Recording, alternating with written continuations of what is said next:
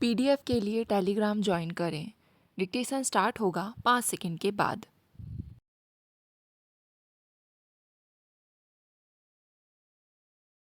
उपसभापति महोदय, आज देश को स्वतंत्र हुए कितने वर्ष हो गए हैं और प्रारंभ से ही गरीबी उन्मूलन भारत की विकास नीति का प्रमुख ध्येय रहा है, जिसमें सबसे अधिक बल ग्रामीण विकास और गांव में रहने वाले गरीबों की आय बढ़ाने पर दिया गया है।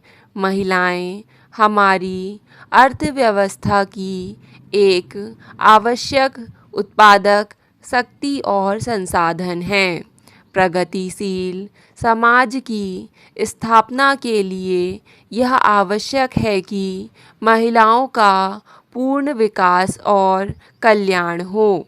विकास में बिना उनको सम्मिलित किए देश का सर्वांगीण सामाजिक और आर्थिक विकास संभव नहीं हो सकता। गरीबी और साधनों की कमी के कारण हमारा ध्यान गरीबी के विरुद्ध संघर्ष पर केंद्रित होने से महिलाओं की समानता और भागीदारी तथा उनके कल्याण के विषयों को पर्याप्त प्राथमिकता नहीं दी जा सकी। किंतु अब यह स्पष्ट हो गया है कि गरीबी के विरुद्ध संघर्ष में भी महिलाओं को प्राथमिकता देना आवश्यक है, क्योंकि समाज में महिलाओं की गौण स्थिति से उनका सीमांतीकरण बढ़ता है। महिलाएं ग्रामीण परिवार की महत्वपूर्ण इकाई हैं, अतः उनके विकास पर ध्यान दिए बिना कोई ग्रामीण विकास कार्यक्रम सफल नहीं हो सकता है। जब कोई परिवार बहुत गरीब हो या महिला कार्यक्रमों का महत्व और भी बढ़ जाता है। यदि महिलाएं रचनात्मक कार्यों में जुड़कर होकर कार्य करें और उन्हें एक दिशा में आगे बढ़ने के लिए उचित मार्गदर्शन, वित्तीय सहायता और प्रेरणा मिल जाए, तो गरीबी की रेखा से नीचे के परिवारों को खुशहाल बनाने का काम भी सरल हो जाता है। भारतीय संविधान में मूलभूत अधिकारों और राज्य के लिए नीति निर्देशक सिद्धांतों में महिलाओं को पुरुषों के साथ समान अधिकार हैं। साथ ही यह निर्देश भी हैं कि सरकार महिलाओं के कल्याण के लिए सामान्य और विशेष व्यवस्था करेगी। अनुच्छेद 15 में किसी भी नागरिक के विरुद्ध लिंग भेद के आधार पर भेदभाव वर्जित है, किंतु महिलाओं के कल्याण के लिए विशेष प्रावधान करने की व्यवस्था है। महिला दशक के दौरान महिलाओं की समस्याओं के बारे में विशेष ध्यान केंद्रित होने के पूर्व भी कई क्षेत्रों में महिलाओं के लिए कानून बनाने और विशेष कार्यक्रम शुरू करने की पहल की गई थी। विगत वर्षों में भी महिलाओं के कल्याण के लिए स्वास्थ्य, शिक्षा, प्रशिक्षण आदि की विभिन्न योजनाएं और कार्यक्रम समय समय पर प्रारंभ किए गए। इन सब के फलस्वरूप महिलाओं की स्थिति में परिवर्तन आया है और उनमें जागृति भी बढ़ी है। किंतु जिस समाज की सामाजिक आर्थिक क्रांति की आवश्यकता महिलाओं की समानता और विकास में भागीदारी के लिए होनी चाहिए, वह शासन और समाज के सभी वर्ग में और मुख्यतः महिलाओं तथा उनके संगठनों के सहयोग के साथ एक व्यापक कार्य योजना बनाने और उनका क्रियान्वयन करने पर ही संभव हो सकती है। मध्य प्रदेश में महिलाओं की विकास की मुख्य धारा के सभी क्षेत्र में उनकी समुचित भागीदारी सुनिश्चित करने के लिए उन्हें सुदृढ़ करना आवश्यक है। उपसभापति महोदय, उनके पास आवश्यक संसाधन, लक्ष्य, जिम्मेदारी और अधिकार भी होने आवश्यक हैं। लेकिन विकास में महिलाओं के योगदान और भागीदारी का विषय सामान्यतः केवल कल्याण के कार्य रूप में देखा गया है। इस कारण उसे कम प्राथमिकता मिली और उसके लिए कार्यक्रमों का वित्तीय भार विकास और समाज के लिए योगदान के बजाय एक अतिरिक्त भार समझा गया।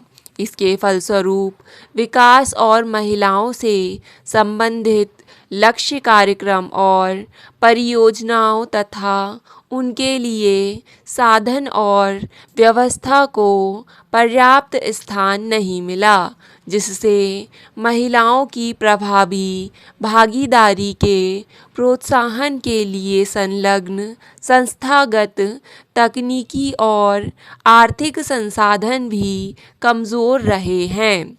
वर्तमान में इस बात की आवश्यकता है कि भूमिहीन एवं कमज़ोर वर्गों की महिलाओं को वर्तमान शताब्दी के दूसरे दशक से पहले वे सभी आवश्यक सुविधाएं प्रदान की जाएं, तभी उन्हें सामाजिक बराबरी का दर्जा देकर आर्थिक दृष्टि से स्वावलंबी बनाया जा सकेगा, जिससे वे अपनी संतानों को पढ़ा लिखा कर बेहतर नागरिक बनाने में समर्थ हो सकें और मध्य प्रदेश सारे देश के लिए एक उदाहरण बन सके।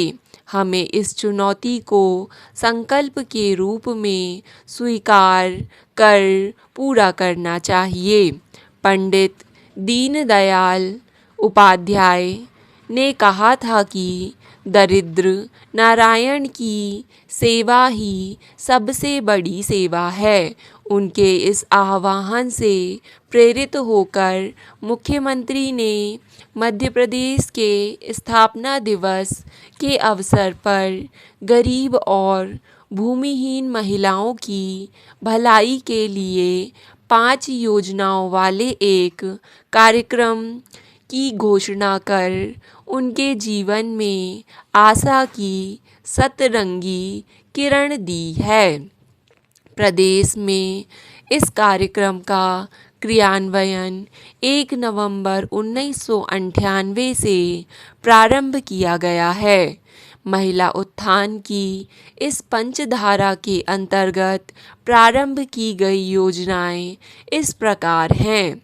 इसके अंतर्गत महिलाओं की ममता को सम्मानित किया गया है तथा ग्रामों में कार्यरत स्वास्थ्य सेविकाओं को आंगनबाड़ी कार्यकर्ताओं के सहयोग से जिन्हें 100 रुपये पारिश्रमिक के तौर पर देने की व्यवस्था है, क्रियान्वित किया जा रहा है।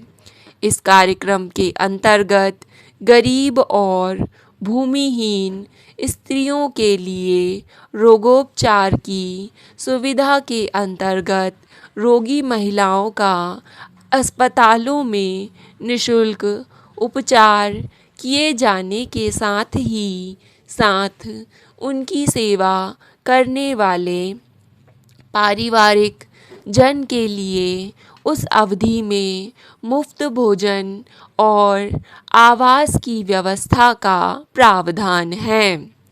यह योजना निराश्रितों, विधवाओं के लिए पेंशन प्राप्त करने की प्रक्रिया को सरल बनाने के लिए की गई है, जिसके अंतर्गत अब पेंशन की रकम का भुगतान डाकघर, बचत खाते या बैंक खातों के द्वारा किया जाएगा।